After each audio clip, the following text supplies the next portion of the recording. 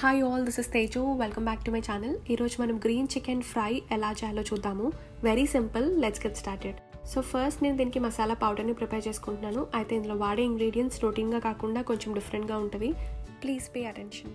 ఒక ప్యాన్లో 1 tea spoon ఆవాలు, 1 టీ స్పూన్ జీలకర్ర, ఒక దాల్చిన చెక్క, 2 టీ స్పూన్స్ ధనియాలు, కొంచెం సోంఫ్, 8 to 10 మిరియాలు, వీటన్నిటిని ఫ్రై చేసుకొని పౌడర్ చేసి పెట్టుకోవాలి. నెక్స్ట్ ఇదే మిక్సీ జార్లో కొంచెం అల్లం, ఒక 8 ఎల్లిపాయలు, 8 to 10 పచ్చిమిరపకాయలు, ఒక కట్ట కొత్తిమీర,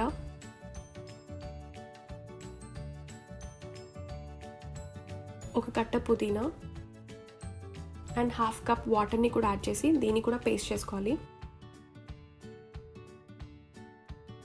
నెక్స్ట్ చికెన్లో కొంచెం పసుపు, సాల్ట్, మనం ప్రిపేర్ చేసి పెట్టుకున్న masala powder and green paste, ఈ రెండు కూడా అదే మిక్సీ జార్లో ఉంది. ఆ పేస్ట్ని ఇందులో యాడ్ చేస్తున్నాను.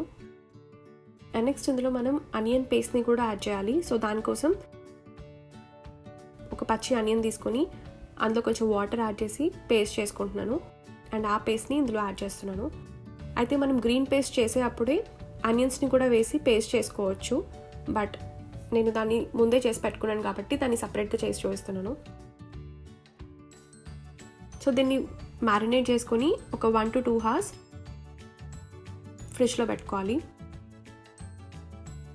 నెక్స్ట్ ఒక ప్యాన్లో 8 to 10 teaspoons oil add చేసి ఆయిల్ వేడైన తర్వాత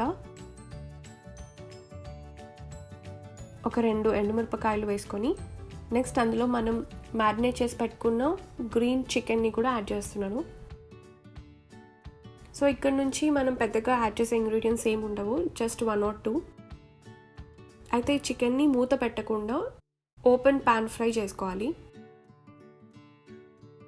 సో ఫస్ట్ వాటర్ అంతా ఎవాపరేట్ అయిన తర్వాత కొంచెం దగ్గరకు వచ్చినప్పుడు ఇందులోనే 1/2 కప్ కర్డ్ని కూడా యాడ్ చేస్తున్నాను. నెక్స్ట్ కర్డ్లో ఉన్న వాటర్ అంతా కూడా ఎవాపరేట్ అయిపోయి మనకి డ్రై రోస్ట్ లాగా ఫామ్ అయ్యేంత వరకు ఫ్రై చేసుకోవాలి.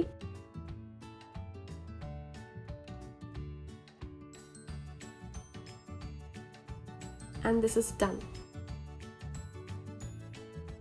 I hope you all will definitely give it a try. Thank you all for watching and see you all in the next video.